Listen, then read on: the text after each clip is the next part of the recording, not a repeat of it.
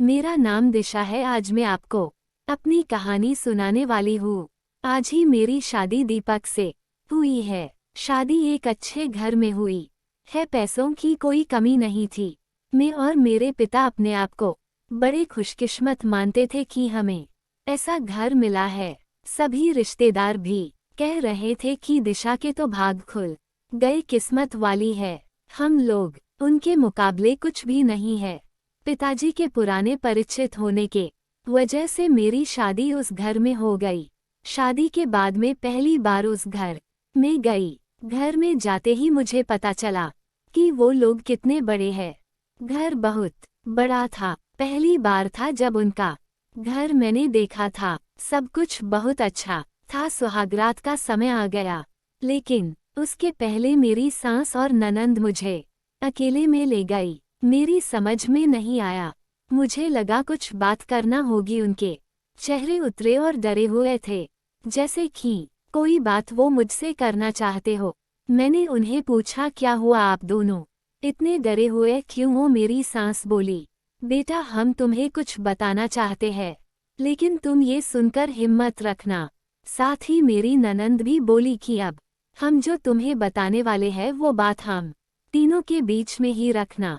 ये बड़ा घर है, यहाँ बात फैलते ज्यादा समय नहीं लगता और वो बात सबके सामने आ गई तो हमारे घर की इज्जत मिट्टी में मिल जाएगी। तुम इस घर की बहू हो और तुम्हें इस घर का मान रखना होगा।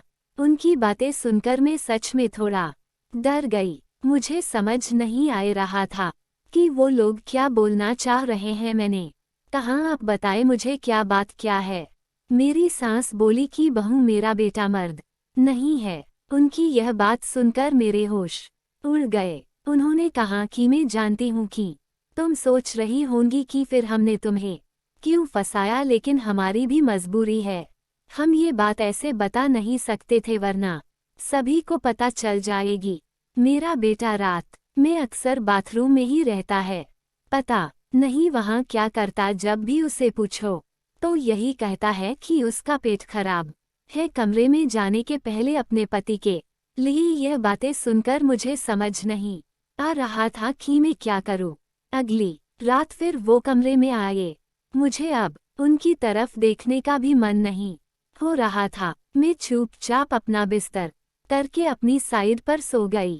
क्यों कि अब बात करने को रखा क्या था। उन्होंने अभी तक कुछ बात नहीं की, उसकी वजह भी मैं जानती थी। थोड़ी देर वो बिस्तर पर बैठे रहें और फिर उठकर वो बाथरूम में चले गए। मैं समझ गई थी कि वो क्या करने गए हैं। थोड़ी देर बाद बाथरूम से चीजें गिरने की आवाज आने लगी, कुछ टूटने की। थोड़ी देर बाद आवाज रुकी और इस बार वो जल्दी ही बाथरूम से बाहर आ गए। आकर बिस्तर पर सो गए। हमारे बीच कोई बात नहीं हो रही थी। मैं तो ये सोच रही थी कि मैं क्या करूं। यही सब सोचते सोचते नींद आ गई। सुबह जल्दी उठी और फिर मैं बाथरूम में गई, लेकिन इस बार बाथरूम में जब गई तो सब कुछ बिखरा हुआ था। नई नाइटी को फाड़ दिया था, मेकअप का सामान बिखरा हुआ था। बाथरूम में कचरे में एक कागज भी था जिस पर लिखा था, टू माई ब्यूटीफुल वाइफ। मेरे मन में अब शक आया कि ये सामान और कपड़े कहीं मेरे लिए तो इन्होंने नहीं रखे। लेकिन फिर मैंने सोचा कि मेरी सास और ननंद मुझसे झूठ क्यों बोलेगी। अभी मैंने उनसे कुछ बात नहीं की। सुबह मेरी सास और ननंद फिर मुझसे सहानुभूति जता रही थी।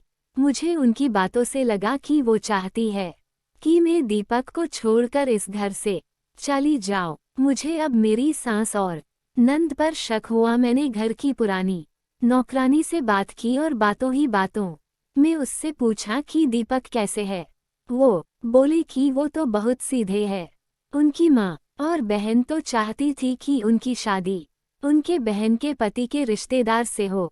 बहन और माँ तो बहुत कोशिश की, लेकिन उनके पिता नहीं माने और उनके दोस्त के परिचित यानी आपसे शादी करवा दी। वो दोनों तो आपकी शादी के खिलाफ थे। कई दिनों तक घर में विवाद भी होता था, लेकिन तुम्हारे पति दीपक ने कहा कि पापा जो बोले वही करते हैं।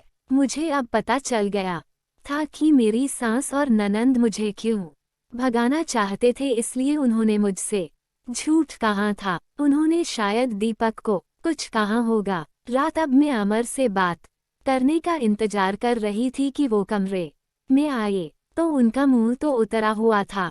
ये पहली बार था जब मैं उनसे बात करने वाली थी। उनके आते ही मैंने कहा, आप मुझसे कुछ बात करना चाहते हैं? वो बोले, अब बात करने को रखा क्या है, पापा का विश्वास था कि वो घर अच्छा है, इसलिए मैंने माँ और बहन की ना सुनकर तुमसे शादी की और तुमने सच छिपाया। मैंने बोला, क्या सच? सच कि तुम मुझसे शादी नहीं करना चाहती थी, तुम्हारी जिंदगी में अभी भी कोई और है। ये बात तुमने ही तो माँ को बताई थी। घर की इज्जत और पापा के कारण मैं चुप हूँ, कुछ कदम नहीं उठा रहा। और मैंने भी देख लिया, सुहागरात रात जिंदगी में बहुत स्पेशल होती है, लेकिन मेरे बाथरूम में 2 घंटे रहने पर भी तुम्हें फर्क नहीं पड़ा। माँ ने सही कहा था कि तुम आवाज भी नहीं दोगी, बात भी नहीं करोगी। मैंने बोला, बाथरूम में रुकने को उन्होंने कहा था, और वो कपड़े और मेकअप वो मेरी बहन ने रखा था।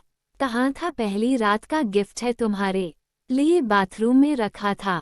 मैं उठकर उनके पास गई और उन्हें कहा, आपको पता है उन्होंने मुझे क्या कहा? फिर मैंने उन्हें सारी बात समझाई। कहा कि वो चाहते थे हम दोनों में गलतफहमी हो और हम अलग हो जाए, ताकि वो जो चाहते हैं वो पूरा हो जाए। उन्हें गुस्सा आया, लेकिन मैंने कहा, नहीं, अब हम इस बात को यही खत्म करेंगे और किसी को कुछ नहीं कहेंगे। उस रात मेरी सारी परेशानी और गलतफहमी दूर हो गई। वो थी मेरी सही मायने में सुहागरात। अगली सुबह मेरी सास और ननंद ने मुझसे पूछा कि मेरा क्या फैसला है, मैं क्या करने वाली हूँ। मैंने कहा कि मैं आप दोनों को माफ करके एक नई शुरुआत करना चाहती हूँ। आप को मुझसे कोई शिकायत नहीं होगी, मैं एक बहुत अच्छी बहू बनकर दिखाऊंगी। मेरे चेहरे पर मुस्कान देखकर उनके चेहरे उतर गए। ननंद